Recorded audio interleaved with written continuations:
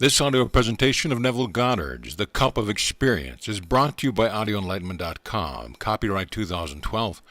All rights reserved. The Cup of Experience. All things exist in the human imagination, and I mean that literally. No one can know of imagination who has not yet tasted the cup of experience.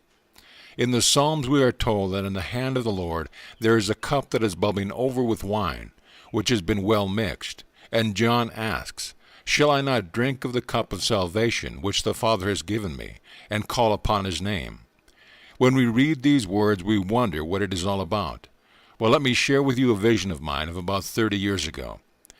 This night I found myself in an infinite field of beautiful sunflowers. Each flower had a human face, and each was perfect. If one smiled, all smiled. If one bent over, all bent over.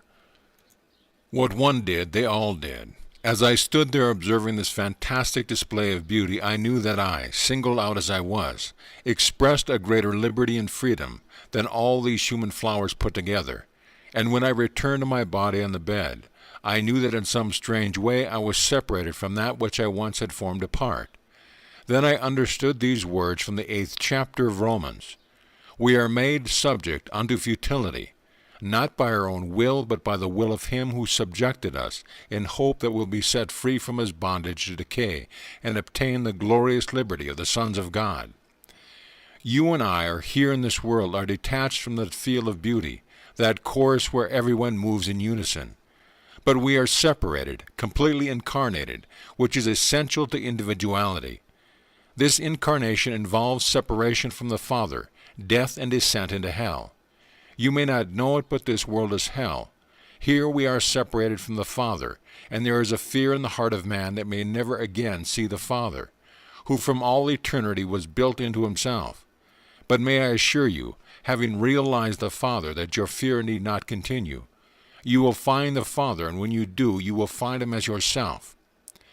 You are separated from the Father for a divine purpose, and without instantly assuming this garment of flesh and blood, thereby becoming completely incarnated, you would never find him. Instead, you would forever remain a part of the field of sunflowers. I can't describe the beauty of each flower, each a beautiful human face moving in perfect harmony. But now you are no longer part of the chorus, but completely individualized.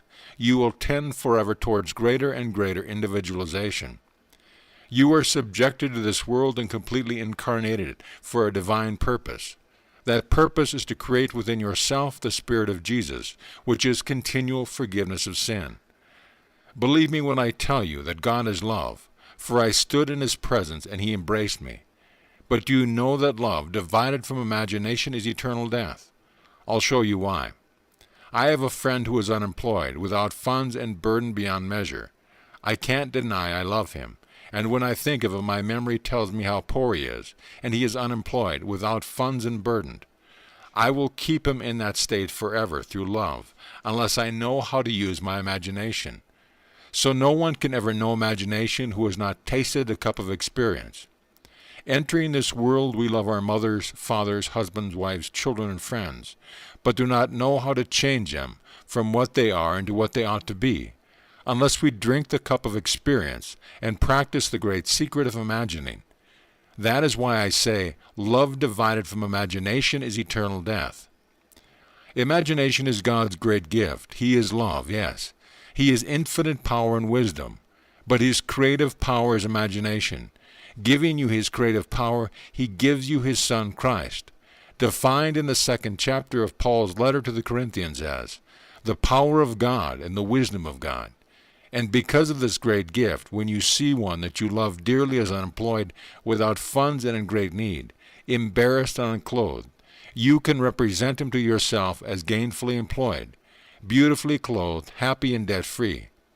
Then as you persist in exercising your imagination concerning your friend, the world will remold itself and shape him in the likeness of one who is gainfully employed, debt-free and happy. All this is possible because of God's great gift to you. Remember the story of the prodigal son. The first son did not leave his father, but the second, asking to be given what was his, went into the world and wasted all. When the second one, having experienced the world of death, remembered his father, He turned around, and the father gave him the robe, the ring, and prepared a fatted calf for a merry reception in honor of his son who had returned. When the first son complained, the father said, "Son, you are always with me. You never detached yourself, but have always remained here, and all that is mine is yours." Because of this, the first son knew nothing of the power of imagination. Everything was his, but he didn't know how to appropriate it. Tonight you could have billions of dollars in the bank and die of starvation if you didn't know how it was there. All that the Father has is yours, but you will never know it until you use your imagination to appropriate it. You and I have departed from the Father. It was His will to subject us to the world of futility. He did it in the hope that we would be set free from this world of decay, where everything dies, and obtain the glorious liberty of the sons of God, those who exercise their power of imagination lovingly. Now, the parable of the prodigal son is followed by the story of the unjust steward. You will find these stories in the 15th and 16th chapter of the book of Luke. Now, parables are wonderful stories told in the hope that man will discover their fictitious nature and extract its meaning. In this story, the unjust steward is commended for his actions. The original meaning of the word steward is keeper of the pig, and the pig is the universal symbol of the Savior of the world. In other words, when the steward, the keeper of the pig, tells you his story, will you eat it? Will you believe that he has experienced? Millions of people today will not accept the story of salvation, so they refuse the pig as food. But unless you eat my body and drink my blood, you have no life in you. In the story, the unjust steward is accused of not keeping a proper record and is called to give an accounting. Summoning his master's debtors one by one, the steward said to the first, "How much do you owe my master?" He said, 100 measures of oil. And he said to him, "Take your bill, sit down quickly and write 50. Then he said to another, "And how much do you owe?" He replied, 100 measures of wheat. He said to him, "Take your bill and quickly write 80. Going through the entire list, the steward falsified each record. And when the master heard what his servant was doing, he commended him highly for his action. Now, you cannot conceive of anyone commending a dishonest employee. So what is the parable telling you? That there is a record being kept in you. Who is keeping it? Your memory. You know what you saw today, what you heard, what the mail brought, and how you felt because of the recording being in you. Perhaps someone called you to tell you they were having marital problems. Now you are called upon to falsify the record. Having heard their message of distress, must you live with it? No, not if you are an unjust steward. Called upon to give an accounting of your day as its end, have you falsified the records? Or are you going to let the curtain fall upon this day without changing the record recording the person in distress? Told to sit down quickly and modify the conversation, if not 100%, then 50, then 20, but change your memory of the conversation. For although we are detached, we are one in the human imagination. I see it all so clearly now. After 30-odd years, I still see the scene more vividly than I see the flowers my mother grew. Being passionately fond of flowers, every day Mother would take her parasol and walk in her garden. But my vision of the sunflowers transcends any memory of my mother's lovely garden. Every sunflower a face, and every face so distinct. Like a chorus, when one moved, all moved in the same direction. No one violated the unseen or unheard order. If one smiled, they all smiled. As I watched, I realized I was freer than all of them put together. Then I knew that this division had to take place. We had to be made subject unto futility, for separation from the Father involves death. We had to die to what we were and descend into a world of hell in order to create in us the Spirit of Jesus, which is the continual forgiveness of sin. Forever justifying our world, claiming he slapped me first or she pushed me, we speak with the voice of hell, the voice of self-justification. But in heaven it is all forgiveness of sin, because all things exist in heaven, the human imagination. Nothing happens the outside that did not first take place in you, so you must forgive by changing the cause. If you try to justify or condemn, you live in a state of hell, for everything is taking place in you. Now seemingly separated from the Father, don't despair, for he was built in you from eternity, and you will find him when David stands before you and calls you Father. He will not be a David, but the David, the eternal David who was put into the mind of man before that the world was. Although it doesn't seem possible, you and I were detached from that infinite field of beauty by an act of love. We were made subject unto futility, not by our own will, but by the will of Him who intended to give Himself to us. But in order to do it, we had to be individualized by complete incarnation, complete insulation where we think we are human. Being a member of a family, having friends, and living in a world of people, you are insulated and completely separated. This incarnation is essential to your individuality. And when you begin to awake, you awaken to the realization that you are He who subjected yourself. For you become the very being the world calls God the Father. This is the great story as I understand it from my vision, which have paralleled Scripture. So tonight I ask you to exercise your own wonderful human imagination. Since your friends are only yourself outpictured, put them in glorious light.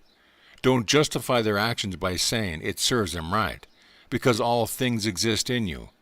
There is no one out there, but all in you. So if you fail 1,000 times saying, "How often, Lord, must I forgive my brother who sinned against me?" the answer will come, 70 times 7. May I tell you, you can't say sin in any other way than is recorded in the 51st Psalm, the 4th verse. Against thee, O Lord, thee only have I sinned, and done that which is evil in thy sight. Therefore thy justification is in order. Who is this being in whom I have sinned? His name is I Am. How have I sinned against thee and thee only? By seeing someone in my world that is in need, and allowing them to remain there. For I cannot sin against another, as I am the one seeing it. So I must change and represent him to myself as someone I desire to see. And I must persist in that belief until he conforms to the image I have created. That is what you are called upon to do, for you are made subject unto vanity and live alone in your world. So if you desire to change, you alone must change it and live in the state of the desired change. I know this from experience, because the night that I was lifted up to the state of perfection, I came upon this infinite sea of human imperfection, and as I was glided by, all were made perfect in harmony with that state to which I was lifted. So you must lift yourself to that state you desire your world to reflect, because everything in it is yourself made visible. The whole vast world is projecting God, and God's name is I Am. Believe my visions, for they have never betrayed me. I may betray my vision by not accepting its message, but when I was lifted up, I was shown that everyone I encountered is myself.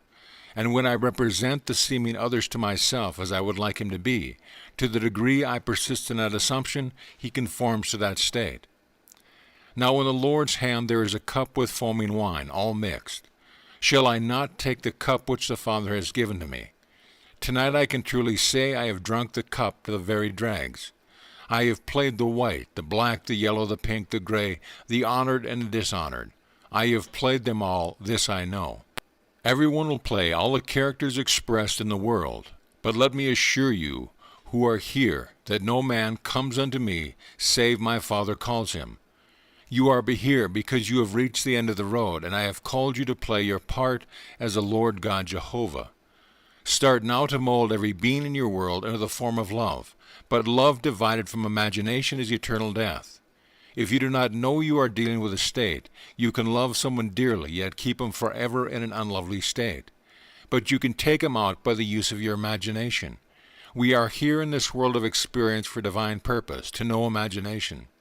The world is dead, but you can begin now to overcome the last enemy of the world, the enemy of death, by imagining your friend is noble, wanted and loved, and watch him become it. Save your friend from the state of poverty, and you are saving yourself. Don't be concerned as to how and when it will happen. It will happen, for the world is yours and all within it. The first son did not know this because he wasn't detached. He was never separated from the Father, so he didn't know that all that his Father possessed was his to appropriate. Yet you who separated yourself from God were dead and are now alive. You were lost and are now found.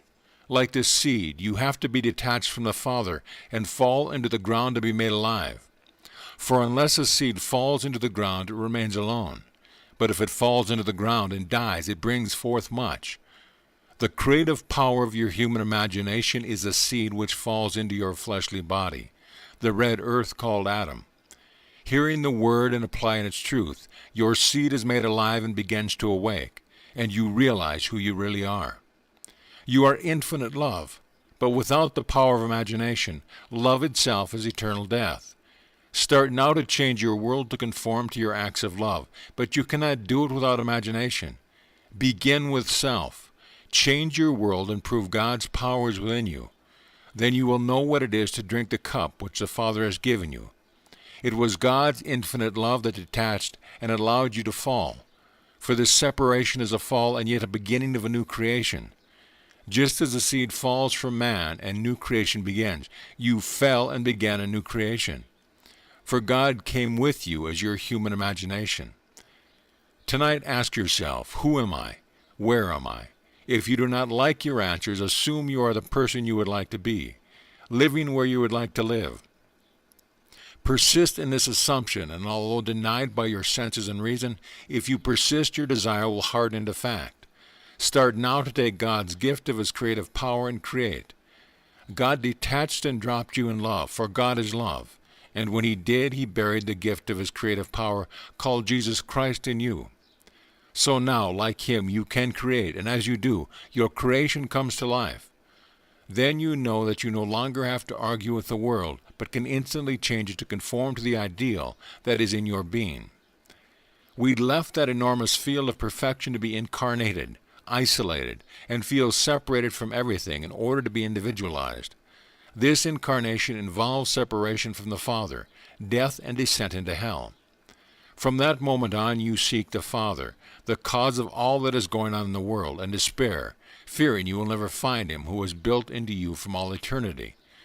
Then one day you will find David, the only one who can reveal you to yourself. When David appears and calls you Father, you will be looking right into the eyes of one who was put in the mind of man, yet so that man could not find out what God had done from the beginning until end. You are detached and subjected into futility in order to obtain the glorious liberty of the sons of the resurrection, being sons of God. But you cannot be a son of God until you are resurrected, born from above, and encounter the great David who stands before you and calls you Father. Now, let us go into the silence.